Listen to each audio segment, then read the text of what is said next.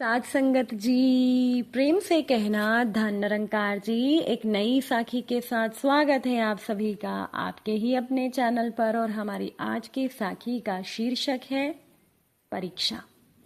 चलिए सुनते हैं आज की ये साखी। साध संगत जी, पुरानी बात है। एक बार एक राजा की कोई संतान नहीं थी। राजा की उम्र ढलती जा रही थी। राजा ने बहुत प्रयास किए, कई हकीमों को, वैद्यों को दिखाया, परंतु नतीजा विफल रहा। राजा को भी चिंता होने लगी कि मेरे बाद मेरा राजपाट कौन संभालेगा। राजा को एक उपाय सूझा। राजा ने महल के भीतर एक नया महल बनवा दिया। उसके मुख्य द्वार पर बीज गणित का एक सूत्र लिखवाया और उस राजा ने अपने पूरे राज्य में मुनादी पिटवाई कि जो भी व्यक्ति इस बीज गणित के सूत्र को हल कर लेगा, उसके बाद यह द्वार खुल जाएगा। वही इस महल का स्वामी होगा और मेरे राज्य का उत्तराधिकारी भी होगा। अब तो पूरे राज्य के बड़े बड़े गणितज्ञ और विद्वान वहां पहुंचने लगे, पर कोई भी उस सूत्र को हल नहीं कर सका। राजा की तो चिंता बढ़ने लगी। कुछ दिन के बाद प्रयास करने वाले आने भी बंद हो गए। राजा ने पास के राज्यों में भी ढिंडोरा पिटवा दिया। प्रलोभन अच्छा था, बहुत से लोग आने लगे, परंतु किसी से भी वो सूत्र हल नहीं हुआ। तो धीरे धीरे अब लोग आने कम हो गए और एक दिन केवल 2 ही लोग पहुंचे, जिनमें से एक गणितज्ञ था और एक साधारण युवक था। तो उस साधारण युवक के जीर्ण शीर्ण वस्त्र देखकर द्वारपाल उसे क्रोधित होकर भगाने लगा। कहने लगा, तुमसे तो ये नहीं हो सकेगा, तुम जाओ यहां से। लेकिन राजा की दृष्टि उस युवक पर पड़ी तो राजा ने उस युवक को रुकवाया। राजा बोले कि पहले इसी युवक को मौका दिया जाए। युवक ने कहा कि पहले विद्वान व्यक्ति को ही मौका दें, यदि इनसे ना हो सका तब मैं प्रयास करूंगा। राजा बोले, ठीक है, आप अपना आसन ग्रहण करें। तो वो गणितज्ञ, वो विद्वान व्यक्ति शाम ढलने तक प्रयास करता रहा, पर वो जो सूत्र था वो हल नहीं हुआ। अब साधारण युवक को बुलाया गया। उस युवक ने जाकर द्वार पर हाथ लगाकर धक्का दिया, द्वार खुल गया। पूरा महल करतल ध्वनि से गूंज उठा। राजा ने पूछा, आप इसे कैसे कर पाए? तो युवक ने कहा कि जब विद्वान व्यक्ति पूरा दिन जूझ रहे थे तब मुझे लगा कि यह भी हो सकता है कि ये कोई बीजगणित सूत्र ना ही हो, एवं द्वार पर बुद्धि परखने के लिए ही लिखा गया हो। साध संगत जी, जीवन में कई बार हम सभी किसी समस्या से जूझते रहते हैं, जबकि ये हमें समझ में ही नहीं आता कि वो कोई समस्या होती ही नहीं है। द्वार खुलने के बाद राजा ने उस साधारण युवक को वो महल भी प्रदान किया और अपने राज्य का उत्तराधिकारी भी उस युवक को बना दिया। साध संगत जी, अगर हम अपनी बुद्धि का प्रयोग सही ढंग से करें तो हम मुश्किल से मुश्किल परिस्थिति से भी बाहर आ सकते हैं। हम बड़े से बड़ी समस्या भी आसानी से हल कर सकते हैं। साध संगत जी, भगवान श्री कृष्ण जी की ये 6 कहानियां हैं जिससे कि आप उनकी बुद्धि का लोहा मान जाएंगे। सभी जानते हैं कि भगवान कृष्ण जी को छलिया भी कहा जाता है। कृष्ण ने प्रण लिया था कि वो महाभारत के युद्ध में शस्त्र नहीं उठाएंगे, ना ही प्रत्यक्ष रूप से वो युद्ध में शामिल होंगे, लेकिन अप्रत्यक्ष रूप से ही सही कृष्ण ने कई बार पांडवों की सहायता की। तो जानिए पांडवों से किए अपने वादे को भगवान ने कैसे निभाया। पहला, बर्बरीक से उसका धड़ मांगना। बर्बरीक घटोत्कच का पुत्र था। उसने भगवान शिव को प्रसन्न कर उनसे 3 अभेद बाणों का वरदान प्राप्त किया था, जो कि उसे तीनों लोकों में विजयी बनाने में समर्थ थे। श्री कृष्ण ने ब्राह्मण का वेश धरकर बर्बरीक से उसका सर मांग लिया ताकि पांडव ये युद्ध जीत सके। दूसरा, कर्ण की दिव्य शक्ति से अर्जुन को बचाकर घटोत्कच को मरवाना। कृष्ण ने दुर्योधन के मन में घटोत्कच के लिए डर व्याप्त कर दिया था, इसलिए दुर्योधन के कहने पर कर्ण ने अमोघ शक्ति द्वारा घटोत्कच का वध कर दिया। यह अमोघ शक्ति कर्ण ने अर्जुन के लिए बचा कर रखी थी, लेकिन घटोत्कच से घबराए हुए दुर्योधन ने कर्ण से शक्ति का प्रयोग करने को बोला, और यह ऐसी शक्ति थी जिसका वार कभी खाली नहीं जा सकता था। तीसरा, जरासंध का वध करवाना। जब युद्ध में भीम द्वारा जरासंध के शरीर के टुकड़े किए जाने पर भी उसका धड़ पुनः जुड़ जाता था, तब वो श्री कृष्ण ही थे जिन्होंने तिनके को तोड़कर अलग अलग दिशाओं में फेंकने का इशारा किया, जिसके बाद भीम ने जरासंध के शरीर को चीर कर विपरीत दिशाओं में फेंक दिया। चौथा, शिखंडी द्वारा भीष्म पितामह का वध करवाना। कृष्ण जानते थे कि भीष्म पितामह ने स्त्री पर प्रहार न करने का प्रण किया था, इसीलिए कृष्ण ने पांडवों को इस विषय से अवगत कराया और पांडवों ने कृष्ण की सलाह पर शिखंडी को पितामह के रथ के सामने भेजकर उनका वध करवाया। पांचवा, सूर्य देव को छिपाकर जयद्रथ का वध करवाना। अभिमन्यु के मारे जाने पर अर्जुन ने जयद्रथ को अगले दिन सूर्यास्त से पहले मारने की प्रतिज्ञा की, अन्यथा अग्नि समाधि ले लेने का वचन दिया था, जिस पर कौरवों ने जयद्रथ को सेना के पिछले भाग में छुपा दिया।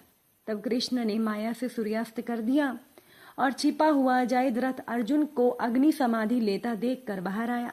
उसी समय श्री कृष्ण जी की कृपा से सूर्य पुनः निकल आया और तुरंत ही अर्जुन ने सबको रौंदते हुए जयद्रथ को मारकर उसका मस्तक उसके पिता की गोद में गिरा दिया।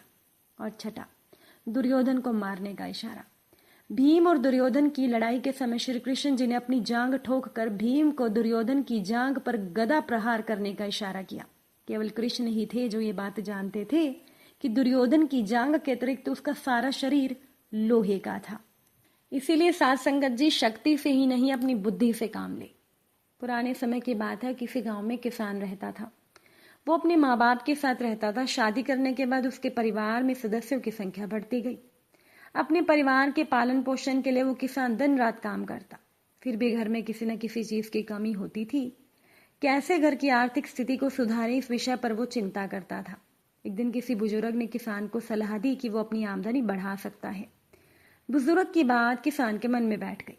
इसके बाद उसने खेती के साथ साथ गाय पालना शुरू कर दी और धीरे धीरे उसकी आमदनी बढ़ने लगी। कुछ 1 महीनों के बाद किसान ने एक जोड़ा बैल भी खरीद लिया। अब उसे दूसरों से खेत जोतने के लिए बैल भाड़े पर लेने नहीं पड़ते थे। दूसरी ओर अपनी गायों के बछड़ों को भी वो प्यार से पालने लगा।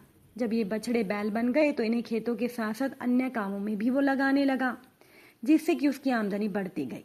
उसके पास अब बैलों के 2 जोड़े थे, एक जोड़ा जवान बैलों का, दूसरा बूढ़े बैलों का। किसान दोनों से समान रूप से काम करवाता था। चारों बैल शाम को जब काम से लौटते, मालिक का दिया चारा पानी खाकर आराम करते और एक दूसरे से बात करते। लेकिन ज्यादा दिनों तक ऐसा नहीं रहा। अब जवान बैलों में अपनी शक्ति और जवानी का घमंड आ गया। धीरे धीरे जवान बैलों ने बूढ़े बैलों का सम्मान करना छोड़ दिया।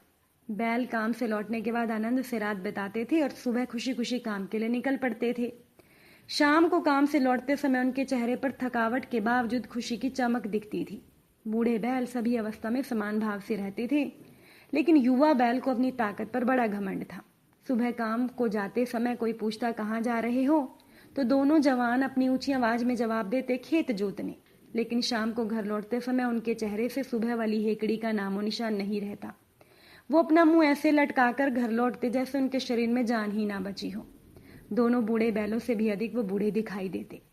बूढ़े बैल संतोषी होने और अपने मालिक के नमक का कर्ज अदा कर पाने की खुशी में अपनी थकान भूल जाते।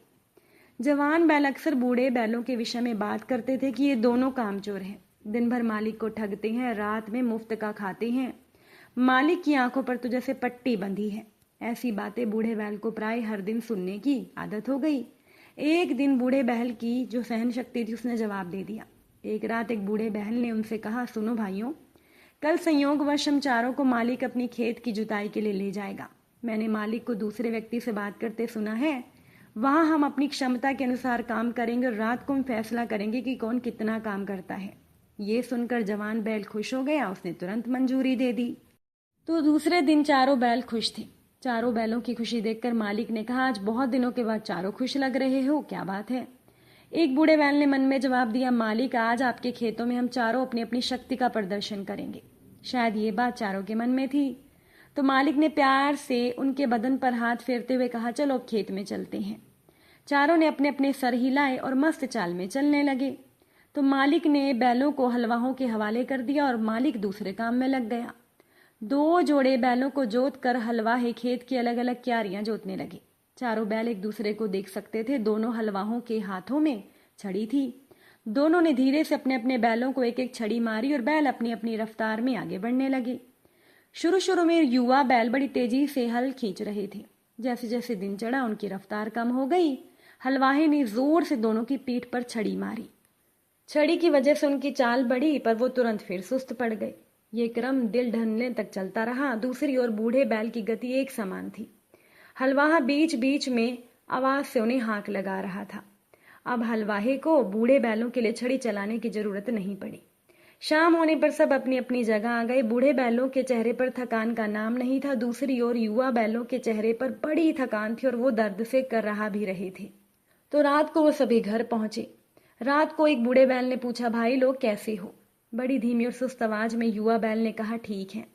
थोड़ी देर बाद युवा बैल ने कहा, आप लोग जीत गए भैया, पर हमें ये राज बता दो कि आप लोग सुबह से शाम तक एक ही रफ्तार से कैसे काम करते रहे, थके भी नहीं और काम भी ज्यादा कर लिया। तो बूढ़े बैल ने मुस्कुराकर कहा कि भाई, इसका रहस्य है कि बल के साथ साथ बुद्धि से काम लेना चाहिए। आप लोगों ने विजयी होने के लिए सुबह से ही अपनी युवा शक्ति का प्रदर्शन किया, जो ज्यादा देर तक नहीं टिका। अगर आप लोग एक ही समय में शक्ति का प्रदर्शन ना करके उसे संयम के साथ दिन भर प्रयोग करते तो मार ना पड़ती और आप प्रतियोगिता ना हारते। दूसरी ओर हम लोगों ने अपनी शक्ति को सुबह से शाम तक एक ही रूप में प्रयोग किया, इसीलिए हम जीत गए।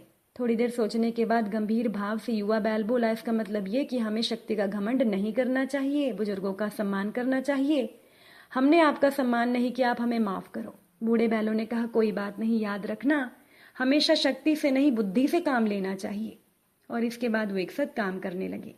साथ संगत जी, अगर आज की ये साखी अच्छी लगी हो तो इसे शेयर जरूर करिएगा। आप सभी से फिर मुलाकात होगी नई साखी के साथ। साथ संगत जी, प्यार से कहना, धन निरंकार जी।